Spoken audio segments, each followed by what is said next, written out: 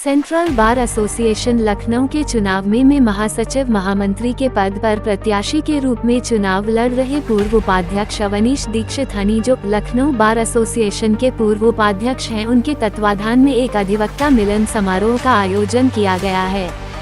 इस समागम में लगभग सभी अधिवक्ताओं ने शिरकत की।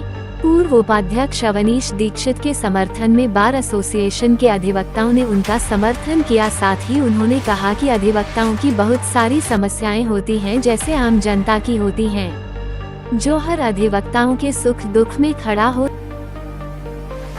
का आज 2 दिन पहले पूर्व चुनाव होने हैं, इसको लेकर सारी अधिवक्ताओं को बुलाया गया है कि वो अपने जो अधिवक्ता है वो उसको चुने, जो उनकी समस्याओं का निस्तारण कर सके। आज इसी को लेकर आप क्या कहें? देखिए, सेंट्रल बार एसोसिएशन का वार्षिक चुनाव 32 महीने बाद आज होने जा रहा है। 2 दिन बाद 24 तारीख को चुनाव है। आज हम लोग 22 तारीख है। सब अधिवक्ता भाइयों के सहयोग से, सबके स्नेह से, सबके प्रेम से मैं महामंत्री पद का प्रत्याशी अवनीश दीक्षित हूँ।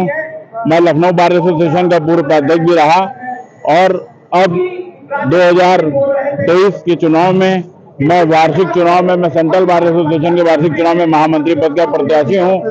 मेरा पूर्ण रूप से सेंट्रल बार एसोसिएशन के चुनाव में इस मीडिया के माध्यम से, इस मंच के माध्यम से ये आग्रह है कि जो लोग भी हमारे सबके जानने वाले हों वो सब हमारा समर्थन करें। आप लोग सब लोग आए, आप सबका बहुत बहुत धन्यवाद, बहुत बहुत आभार। सर, मुख्य समस्याएं क्या है अधिवक्ताओं की? देखिए, अधिवक्ताओं के आगे तो समस्या ही समस्या है। विगत कोई भी सरकार हो, आप देखिए न्यायपालिका का बजट जो आता है, समाज का तीसरा अंग माना जाता है। न्यायपालिका स्तंभ माना जाता है। न्यायपालिका का बजट कुक्कुट पालन के बजट से कम है। मैं इस सारे मीडिया के माध्यम से कह रहा हूँ कि न्यायपालिका का बजट कुक्कुट पालन के बजट से कम है। कुक्कुट पालन का बजट ज्यादा है, न्यायपालिका का बजट कम है।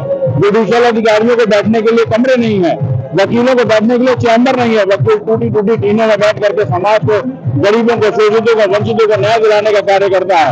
लेकिन वकीलों के लिए कोई समस्या नहीं, ना हमारे लिए कोई बीमा की समस्या है, ना हमारा एक्सीडेंट होने, हमारे मृत्यु होने पर हमको किसी प्रकार से सरकार द्वारा कोई सहायता मिलती है। हाँ, मिलता है, सारी सरकारें दिया हुआ एक योजना जो विगत से पूर्व से सारी सरकारें हम लोगों को देती आई हैं।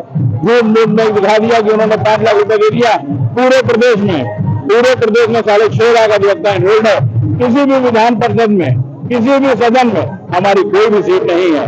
शिक्षक संघ के लोग आज 8-8, 9 सीटें लेकर के बैठे हुए हैं। व्यापारी वर्ग, आप इस सारे मीडिया बंदी जानते हैं कि व्यापारी वर्ग तक के लिए विधान परिषद की सीट आरक्षित कराई गई, लेकिन अधिवक्ताओं की बात उठाने के लिए सदन में कोई सीट नहीं है। अधिवक्ता अपनी बात उठाने के लिए सदन में अपनी बात उठाने के लिए विधायकों के दरवाजे चक्कर लगाता है। अधिवक्ताओं की कोई मूलभूत समस्या पे ध्यान नहीं देता। टूटी टीनों में वो बैठते हैं। पानी पीने की कोई समस्या नहीं है, शौचालय की कोई व्यवस्था नहीं है, बहनों का कोई सम्मान नहीं है। बहन जिस तरीके से हमारे अधिवक्ता साथियां जो बहनें हैं वो किस तरीके से अन्ना सब सिस्टम उन लोगों का होता है, जिस तरीके से, क्योंकि शौचालय न्यायालय में कोई व्यवस्था नहीं है, कोर्ट में कोई कुर्सियां नहीं है। जो कुर्सियां हैं उन पर पुलिस वाले जमे रहते हैं, कोर्ट के जो बाबू कर्मचारी रहते हैं वो जमे रहते हैं। न्यायालय के अंदर ऑफिसर ऑफ द कोर्ट हमको कहा जाता है, लेकिन न्यायालय परिसर के भीतर, कोर्ट रूम के सम्मानित कोर्ट रूम के भीतर हमको 2 कुर्सियां मैसर नहीं है, जो इन 2 कुर्सियों पर सम्मानित अधिवक्ता, यहाँ वरिष्ठ अधिवक्ता है, कनिष्ठ अधिवक्ता वहाँ बैठ सके। मूल समस्या है, मैं आपको क्या बताएं, समस्या है, कोई सुनने वाला हमारा नहीं है। मैं इस मीडिया के माध्यम से आपको, इस पूरे मंच के माध्यम से, मीडिया के माध्यम से मैं आपको ये बताना चाहता हूँ कि मैं सेंट्रल बार एसोसिएशन में निर्वाचित हुआ तो अधिवक्ताओं की आवाज के लिए मैं प्रदेश सरकार को घेरूंगा। अगर यहाँ बात नहीं बनी तो मैं प्रधानमंत्री तक घेरूंगा। धरना जंतर मंतर में होगा, लेकिन अधिवक्ताओं को उनके हक की आवाज दिला के रहूंगा। आपको एक वाक्य बताऊं, हम लोग तो बड़े भाई हैं, हम लोगों के चैम्बर से भी हैं।